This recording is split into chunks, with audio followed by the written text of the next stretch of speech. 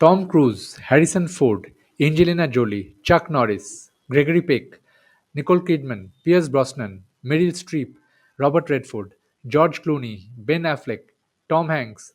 The list goes on and on and on of Hollywood superstars who acted in spy thrillers, war movies, and superhero films.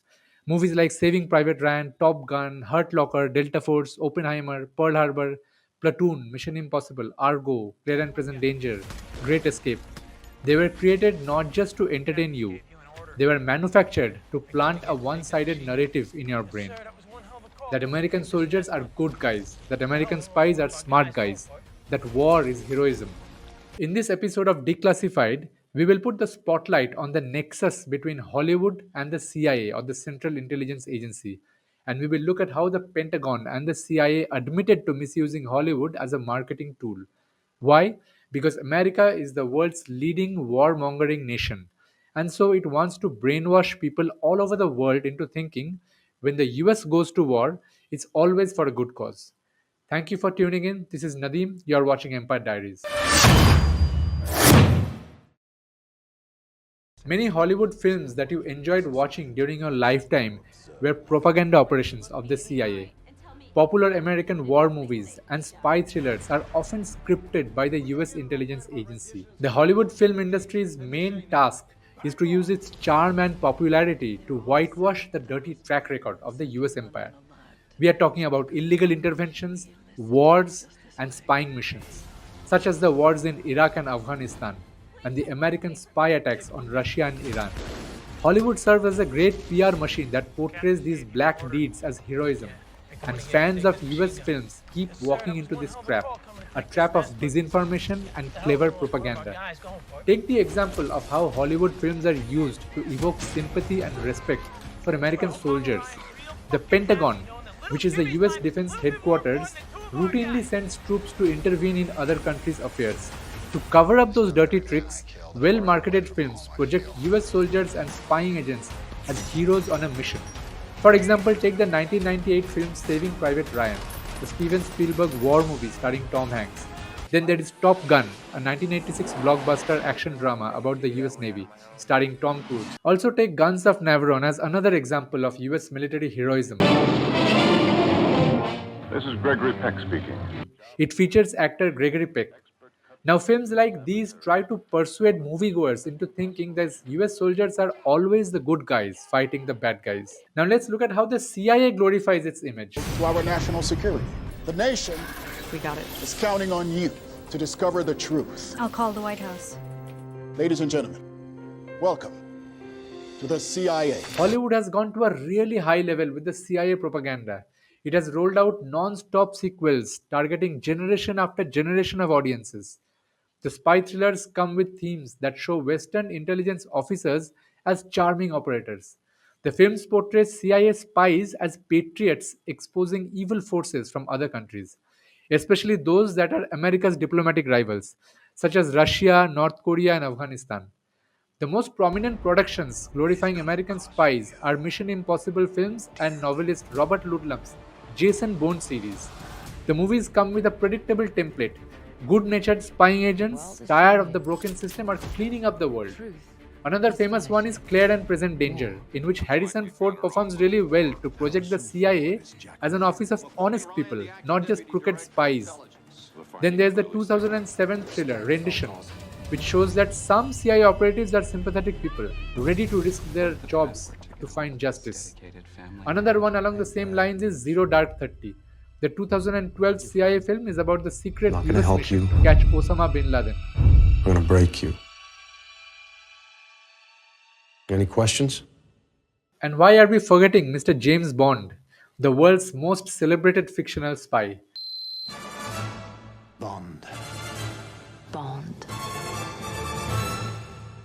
When it comes to the CIA Pentagon Hollywood nexus manufacturing enemies and spreading xenophobia, 007 stands out. Sean Connery, Roger Moore, Pierce Brosnan, and Daniel Craig made the Bond films famous. Although Bond movies are produced in Britain, US production firms pair up with the British producers for many of the films.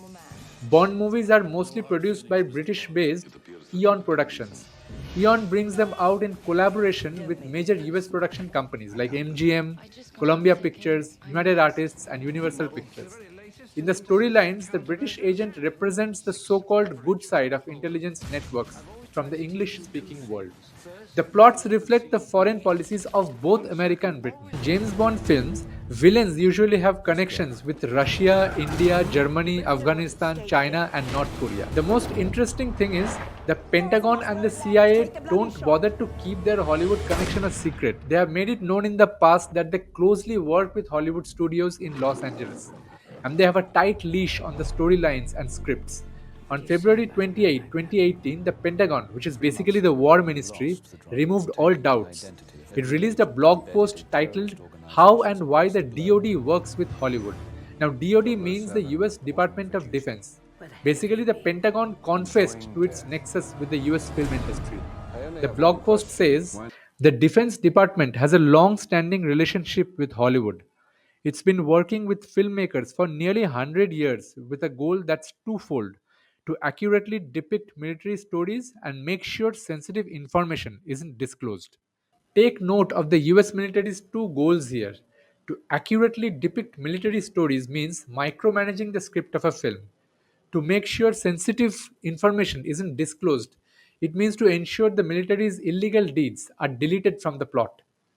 The Pentagon's honest post also points to situations where there is tension with the filmmakers.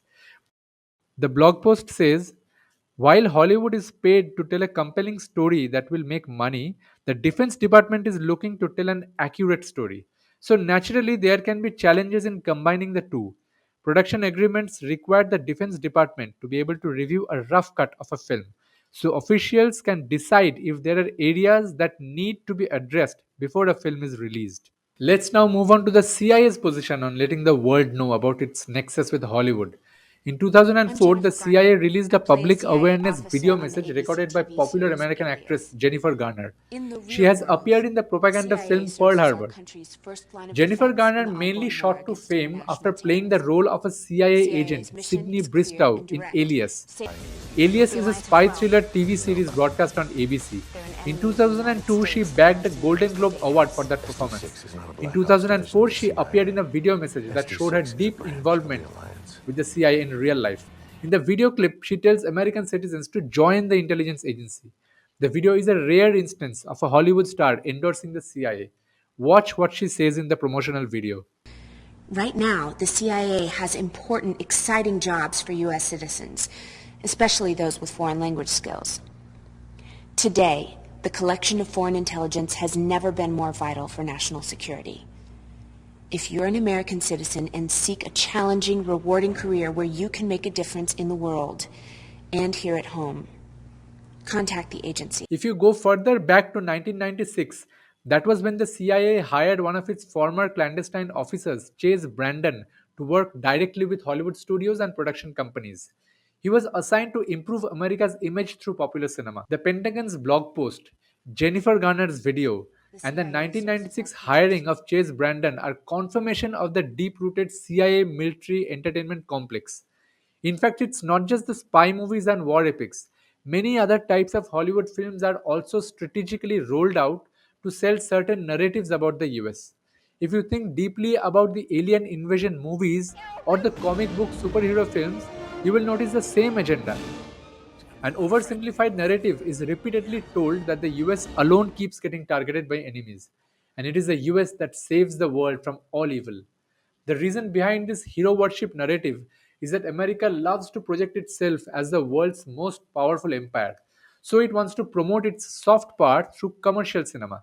Nothing serves this purpose better than blockbuster Hollywood hits at theaters near you. We are not asking you to boycott Hollywood, but next time when you watch a new release, remember that it is produced not just to entertain you, but also to shape your opinion about the American empire, to brainwash you. It's a public relations project that only the US executes best, just like it executes the dark deeds with audacity and impunity. Thanks for watching.